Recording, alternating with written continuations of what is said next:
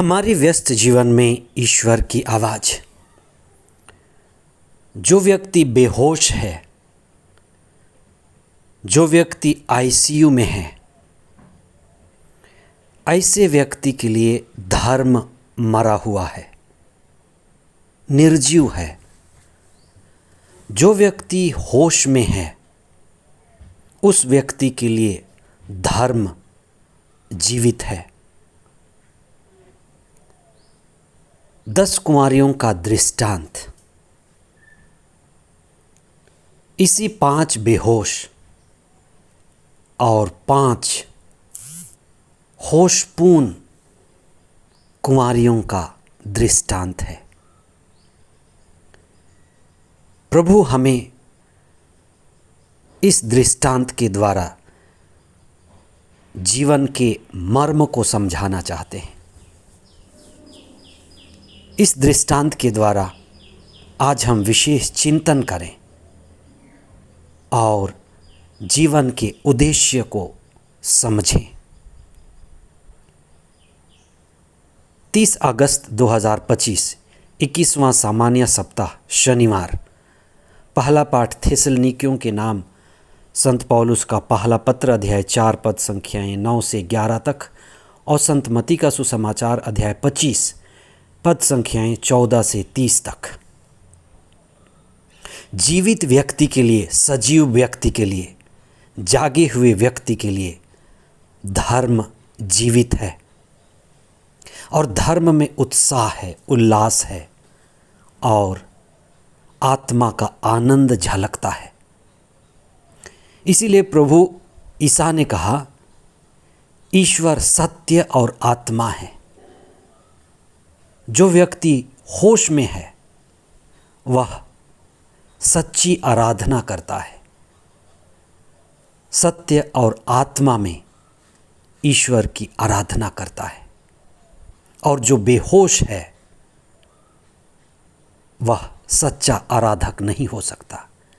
उसके लिए ईश्वर मिलन असंभव है। हमारे जीवन का परम उद्देश्य आत्मा के उत्सव में जीना है, आत्मा के उल्लास में होना है और आत्मा के आनंद से आनंदित होना है। हम इस जगत में कितनी दुख और आंसू से दबे हुए लोगों को देखते हैं। हम आंसू बहाने के लिए और छाती पीटने के लिए नहीं बने हैं। प्रभु जो हमारे बीच आए, ईसा हमारे लिए ईश्वर का राज लेकर आए और आज के सुसमाचार में हम जीवन के उस परम उद्देश्य को समझें। आज के दृष्टांत में प्रभु हमें बड़ी महत्वपूर्ण बात बताना चाहते हैं कि मूलतः इस जगत में 2 तरह के लोग रहते हैं। एक समझदार कुंवारियों की तरह, दूसरे न समझ कुंवारियों की तरह। समझदार कुंवारियां उन लोगों के प्रतीक हैं जो जागे हुए हैं, जो चेतनशील हैं, जिन्हें बोध मिल गया है। और न समझ वे हैं जो बेहोश हैं। बेहोशी के हालत में वे मरे हुए धर्म का पालन करते हैं। इस 10 कुंवारियों के दृष्टांत के द्वारा जो हमारे लिए जीवंत उदाहरण है, समझ बढ़ाएं। वही जीवन जो उन 10 कुंवारियों के जीवन में घटी, हमारे जीवन में घट रही है। हमें कुछ जरूरी सवाल पूछना है और वह है कि हमारे जीवन का परम उद्देश्य क्या है। हमारी शिक्षा का उद्देश्य क्या है। क्या हमने जीवन में अपने उद्देश्य को पाया है और जो भी शिक्षा तालीम हमने हासिल की है, क्या वह हमारे जीवन के लिए अर्थपूर्ण है। दृष्टांत हमारे लिए कई सत्य को उजागर करता है। सबसे पहली बात कि हमारे जीवन का परम उद्देश्य स्वयं में दीपक जलाना है। स्वयं में दीपक जलाना, अपने चेतना को जगाना है, होश में आना है, आत्म ज्ञान और आत्म बोध का दीप जलाना है। माता पिता हमारी मदद कर सकते हैं। जो माता पिता जागे हुए हैं वे अपने बच्चों को भी आत्मबोध और आत्मचेतना दे सकते हैं।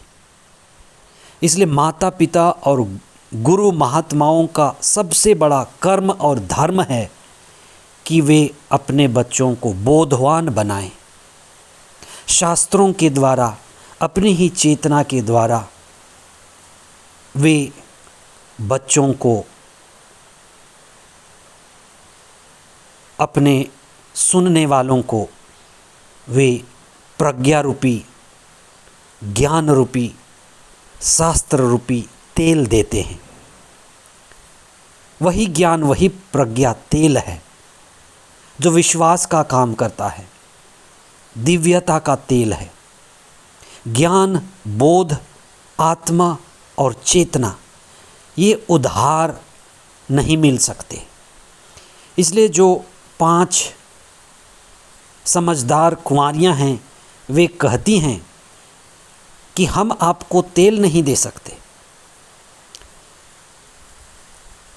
आत्मज्ञान, आत्मबोध आत्म तेल है, स्वयं की व्यवस्था है, स्वयं में जलाना और जागना है। कोई दूसरे को नहीं जगा सकता। हमें इस बात को समझने की ज़रूरत है। कई बार माता पिता जागे होते हैं, बच्चे बेहोश होते हैं। कई बार पत्नी जागी है, पति बेहोश है। कई बार पति जागा है, पत्नी बेहोश है। दूसरे के लिए चेतना देना मुश्किल है। हर किसी को स्वयं को जगाना पड़ेगा। इसलिए दूसरी बात यह जरूरी है कि आत्मबोध, आत्मचेतना यही हमें ईश्वर मिलन की ओर ले चलती है। जो आत्मज्ञान में है, ईश्वरीय ज्ञान में है, वही ईश्वर मिलन को समझते हैं। जिसने स्वयं में दीपक जलाया है वही स्वयं में ईश्वर मिलन को पाता है। इसी को विवाह कहा गया है, आत्मा का विवाह। हम इस जगत में हमारी आत्मा, हम आत्मा ईश्वर परमात्मा को मिलने के लिए प्रतीक्षा में हैं। इसलिए पूरा जीवन प्रतीक्षा है, चेतना में, बोध में बढ़ने के लिए। इसलिए आज आप इस पर चिंतन करें कि मुक्ति का काम, ईश्वर मिलन का काम, बोध और चेतना का काम जिसे सभी को शुरू करना है, आपके जीवन में यह कार्य कितना संपन्न हुआ है। We are here for enlightenment. Are you enlightened? आज के पहले पाठ में संत पौलुस थेसलनिकियों को उत्साहित करते हैं और वे कहते हैं कि आप अपना अपना काम करते जाएं, अपने ही हाथों से काम करें और आध्यात्मिकता में बढ़ें। जब हम काम करते हैं तो उन्नति करते हैं। हर व्यक्ति जो काम करता है उन्नति की ओर प्रगति करता है, शांति में बढ़ता है और संपन्न होता है। हम जागें, चेतना में बढ़ें और मुक्ति के काम को आगे बढ़ाएं। आमीन।